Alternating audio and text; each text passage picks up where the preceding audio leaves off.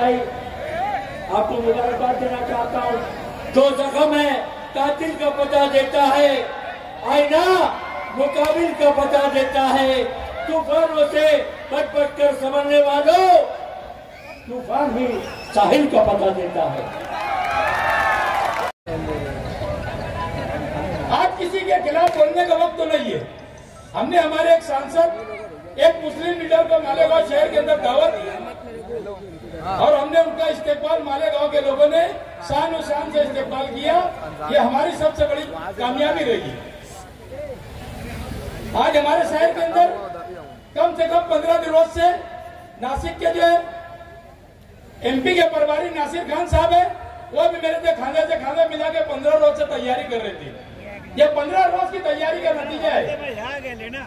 मैं मुबारकबाद देता हूँ हमारे सांसद साहब को, आए हुए तमाम मेहमानों को। हमारे वजाद मिर्जा साहब है जो महाराष्ट्र अखिलेश के सदर है और वो हमारे MLA भी है। हिंदुस्तान के बहुत चहीते लीडर जनाब इमरान प्रताप सिंह को आपके हवाले कर रहा हूँ कि मैं के मकतब में भी किस्मत का सिकंदर निकला, कुर्बान मेरे नाम का अक्सर निकला। वो जिन्हें जोम था वो दरिया भी मुझी में डूबे, मैं के कतरा नजर आता था समुंदर निकला। पुरजोर तालियों में इस्तकबाल करे हिंदुस्तान के चहीते लीडर, अकलियतों की बेबाक आवाज, हमारे अपने मसाइल को आवाज में बुलंद करने वाले जनाब इमरान प्रताप गली।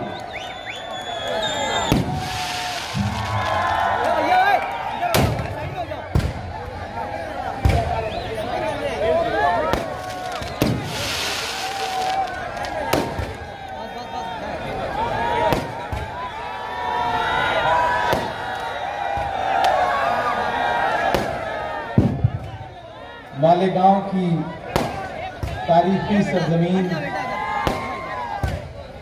और मेरी आंखों के सामने बड़ी तादाद में मौजूद मेरे नौजवान साथियों, भारत जोड़ो बुनकर सम्मेलन, आज का ये तारीखी प्रोग्राम और आपका तारीखी इस्तकबाल, मैं मुबारकबाद दूंगा एजाज बेग साहब को, उनके साथी फारूक साहब को कि आपने खूबसूरत शाम सजाई है और बड़ी तादाद में शहर के नौजवान और बुजुर्गों को इकट्ठा किया है। यहां मौजूद माइनॉरिटी डिपार्टमेंट के स्टेट चेयरमैन वजाद मिर्जा साहब, प्रभारी अहमद खान साहब, पूर्व मंत्री अनीस अहमद साहब, इब्राहिम भाईजान जी, हाजी बब्बू खान साहब, तारिक फारूकी साहब, जमील क्रांति साहब, निजामुद्दीन राइन साहब, बिहार के स्टेट चेयरमैन मिन्नत रहमानी साहब और झारखंड की सरजमीन से आए हुए बुनकरों के बड़े नेता, बुनकरों के लिए बड़ा काम करने वाले मरहूम हाजी अब्दुल रज्जाक साहब के बेटे अनवार अहमद साहब, उन सब का खैर मकदम करता हूं। पिछले 10 दिन से बहुत मेहनत की नासिर नजीर जो औरंगाबाद से हैं, उन्होंने इस प्रोग्राम में बड़ी मेहनत की। तकरीबन आधे घंटे का वक्त है आपसे गुफ्तगू करने के लिए। बाहर जो साथी इधर उधर टहल रहे हैं उनसे मेरी गुजारिश है कि वो अंदर आ जाएं। मैं थोड़ी देर आपके बीच में संजीदा गुफ्तगू करूंगा और फिर उसके बाद आप अगर कहेंगे तो आपको थोड़ी बहुत शायरी भी सुनाऊंगा। कभी साहिर ने कहा कि कितनी आसाइशें हंसती रही हैं वानों में, कितनी आसाइशें हंसती रही हैं वानों में, कितने दर मेरी कहानी पे सदा बंद रहे, मेरे हाथों ने बुनी रेशमी पोशाकें मगर मेरे कपड़ों के मुकद्दर में तो पैबंद रहे। दोस्तों, जब मैं मेंबर ऑफ पार्लियामेंट बन के साल भर पहले देश की सबसे बड़ी पंचायत में पहुंचा, संसद में पहुंचा, तो मेरे जहन में यह था कि मैं जब उस ऐवान में पहुंचूंगा और पूरा मुल्क मुझे सुनेगा, तब मुझे कुछ जरूरी मुद्दे हैं जिन पर बात करनी है, जिन्हें उठाना है। सबसे पहले मेरे जहन में ख्याल था कि जब मैं पार्लियामेंट पहुंचूंगा तो बात करूंगा तो शुरू करूंगा नजीब की मां के आंसुओं का दर्द बयान करूंगा, अलीगढ़ यूनिवर्सिटी के बच्चों का दर्द बयान करूंगा, इलाहाबाद यूनिवर्सिटी के बच्चों की बढ़ी हुई फीस का मुद्दा उठाऊंगा, जामिया के बच्चों की बात करूंगा, लेकिन वहीं कहीं मेरे जहन में यह भी था कि जब मैं खड़ा होऊंगा उस ऐवान में तो मेरी जिम्मेदारी बनेगी कि मैं एक ऐसे समाज की आवाज बन करके उस ऐवान में बोलूं जिसे बुनकर समाज कहा जाता है। और आपको वो दिन याद होगा कि जब मुझे मौका मिला तो मेरी जो दूसरी स्पीच हुई पार्लियामेंट में वो बुनकर समाज पर थी और मैंने उस ऐवान में खड़े होकर के ये कहा कि एक ऐसा समाज जो इस देश को कृषि के बाद सबसे ज्यादा रोजगार देता है वो बुनकर उद्योग है। उस बुनकर उद्योग को तबाह कर दिया है हुकूमत ने पिछले 9 साल में। वो उद्योग जिसे पावरलूम इंडस्ट्री कहा जाता है, जिसे हैंडलूम इंडस्ट्री कहा जाता है, उसे तबाह कर दिया इस सरकार ने, क्योंकि वो आपकी आर्थिक तौर पर कमर तोड़ने पे लगे हुए हैं। कभी तनवीर ने एक शेर कहा था कि जरा सी बहस को दंगा बनाया जाता है, तमाम शहर को लंका बनाया जाता है, हमें जलाओ ना यारों के वो कपास है, हमें मिला के तिरंगा बनाया जाता है। मैं जब ऐवान में खड़ा होगा तो मैंने कहा कि स्पीकर साहब, मैंने देखा है भिवंडी के लोगों का दर्द, मैंने देखा है मालेगांव के लोगों का दर्द, मैंने देखा है इचल करंजी के लोगों का दर्द, मैंने देखा है मऊ मुबारकपुर बनारस के लोगों का दर्द, मैंने देखा है टांडा का बर्बाद होता हुआ बुनकर उद्योग, मैंने देखा है त्रिची गुंटूर से लेकर के रांची से लेकर के भागलपुर से लेकर के हिंदुस्तान के अलग अलग शहरों में जहां ये बुनकर समाज बड़ी तादाद में मौजूद है, उसके उद्योग को किस तरह साजिश करके बर्बाद किया गया। जब यूपीए की हुकूमत थी, यानी कि कांग्रेस की हुकूमत थी, तो आपको 30% कैपिटल सब्सिडी दी जाती थी, लेकिन भाजपा की सरकार आई तो उसने सब्सिडी घटा करके 10% कर दी और पिछले कई महीनों से वो भी मिलना बंद हो गई है। जब मैं पढ़ रहा था इस उद्योग के बारे में तो मुझे ये पता चला कि आप अपनी उंगलियों के हुनर से सिर्फ धागे से धागा नहीं जोड़ते हैं, आपने रिश्तों की भी एक डोर बांध रखी है आपस में। और हमारी जिम्मेदारी बनती है कि हम आपके बीच में आए और आपसे गुफ्तगू करें। मैं माइनॉरिटी डिपार्टमेंट का अक़लियती शोबे का नेशनल चेयरमैन हूं, तो मैंने ये सोचा, मैंने ये प्लान किया कि मैं हिंदुस्तान के हर उस शहर में जाऊंगा जहां बुनकर समाज बड़ी तादाद में रहता है। और सोचता हूं, मैं कभी कभी सोचता हूं कि ये जो इमारतें हैं, हाँ वो भी सुना देंगे, आपकी हर फरमाइश पूरी की जाएगी। मैं कभी कभी सोचता हूँ, हाँ कुछ मेरे हिसाब से सुनाने दीजिए, फिर वो भी आपके तक भी आएंगे। मैं कभी कभी सोचता हूँ, जब मैं दिल्ली में लाल किले के आसपास से गुजरता हूँ और उन दीवारों को देखता हूँ और फिर नफरती चिंटुओं के बयान सुनता हूँ, तो फिर मुझे लगता है कि अगर ये दीवारें बोल पाती तो शायद यूं बोलती। जब मैं कभी कभी सुनता हूँ कि कोई एक आवाज उठ के आती है, कहती है कि लाल किले का भी नाम बदल दो, तो मुझे लगता है कि लाल किला अगर बोल पाता तो शायद यूं बोलता कि मैं लाल किला हूं।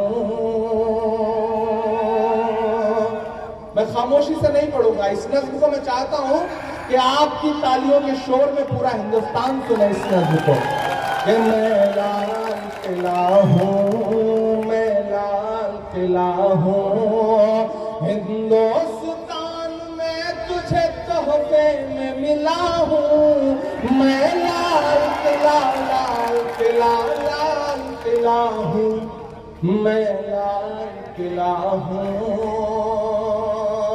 यहाँ मीडिया के साथी बैठे, मुझे खुशी है कि यहाँ उर्दू मीडिया मजबूत है। मैं पहला बंद पढ़ता हूँ इस नज़्म का कि मेरे बनाने वाले से नफरत भी है उनको और मेरी दीवारों से मोहब्बत भी है उनको। एक तेवर, एक बेबाकी जिसके लिए आप इमरान को पसंद करते हैं, भारत का इमरान खड़ा होकर के बोल रहा है कि मेरे बनाने वाले से नफरत भी है उनको और मेरी दीवारों से मोहब्बत भी है उनको। सदियों की गवाही है मेरी लाल दीवारें, सदियों की गवाही है मेरी लाल दीवारें, भारत की सिपाही है मेरी लाल दीवारें। कि तामीरे काम का, तामीर कामयाब हूँ मैं शाहजहां का, देखा गया एक ख्वाब हूँ मैं शाह।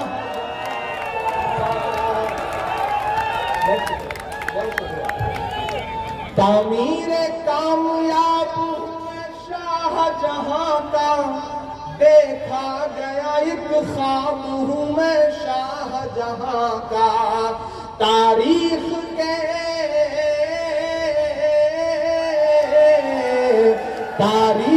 के पन्नों का मैं शिकवा हूँ, गिला हूँ मैं लाल किला, लाल किला, लाल किला हूँ मैं, लाल किला हूँ।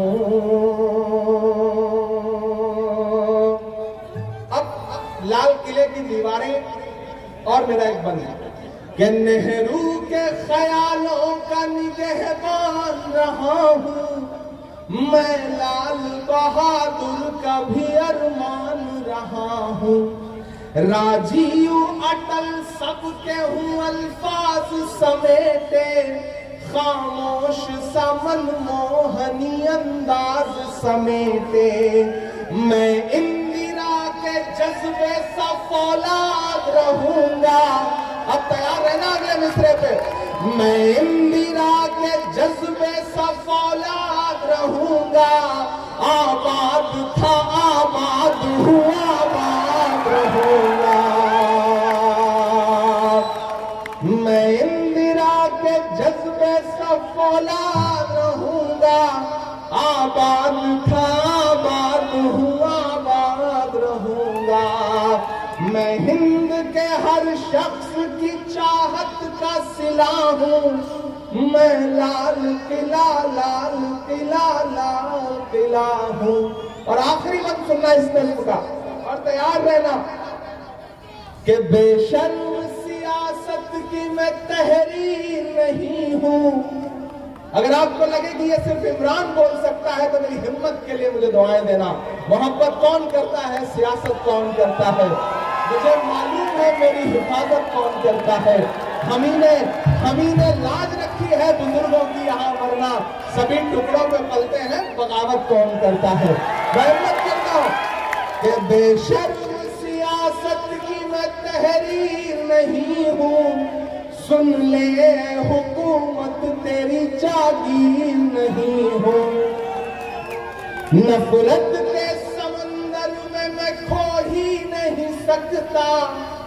ये जो बनाने की कोशिशें कर रहे हैं उनके नाम है ये मिसरे, सुनिएगा कि नफरत के समंदर में मैं खो ही नहीं सकता, मैं एक किसी रंग का हो ही नहीं सकता।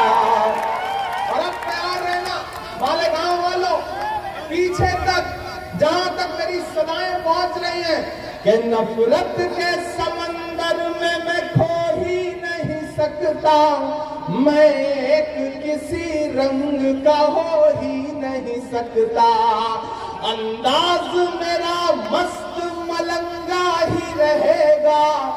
काफी है कि दाद मिले मुझे मालेगांव में कि अंदाज मेरा मस्त मलंगा ही रहेगा, गुंबद पे सदा मेरे तिरंगा ही रहेगा। और अब मालेगांव वालों, दाद तो अब चाहिए क्योंकि अब इमरान बोल रहा है कि अंदाज मेरा मस्त मलंगा ही रहेगा, गुंबद पे सदा मेरे तिरंगा ही रहेगा। वो फूल हूँ, वो फूल हूँ जो खार की छाती पे खिला हूँ, मैं लाल किला, लाल किला, लाल किला हूँ, मैं लाल किला हूँ। आखिर में आपसे इतना कहना है मेरे भाई, यहाँ एजाज बैठे हैं, फारूक साहब बैठे हैं, नासिर ने बहुत मेहनत की है। सुनिएगा ही, पहले जो कह रहा हूं वो भी सुनिए। एक वादा आपसे मैं कर रहा हूं, आपकी दुआओं ने, मैं यूं ही नहीं पहुंच गया पार्लियामेंट, यूं ही कोई मुझे गुमनाम से प्रतापगढ़ से उठा करके ले जो है वो खासदार बना, मेंबर ऑफ पार्लियामेंट बना। यहां खड़ा होकर के एक बात आपसे कह रहा हूं, कभी मत सोचिएगा कि आप आवाज देंगे तो मैं लब्बैक कहता हुआ आपके पास नहीं आऊंगा। आप बुला करके देखिएगा, आपके मुद्दों पे जब लड़ने की बात आएगी तो जरूरत पड़ेगी तो यहाँ की हुकूमत से भी लड़ूंगा, दिल्ली की भी हुकूमत से लड़ूंगा, और जरूरत पड़ी तो अपनों से भी लड़ूंगा। सियासत मेरा पेशा नहीं है, सियासत मेरी मजबूरी नहीं है, सियासत जरूरी थी इसलिए सियासत में हूं। जिस दिन मुझे लगेगा कि सियासत ने मेरे कदमों में बेड़ियां डाल दी हैं, उस दिन सियासत छोड़ दूंगा और जो शायरी करता था वो शायरी करता रहूंगा।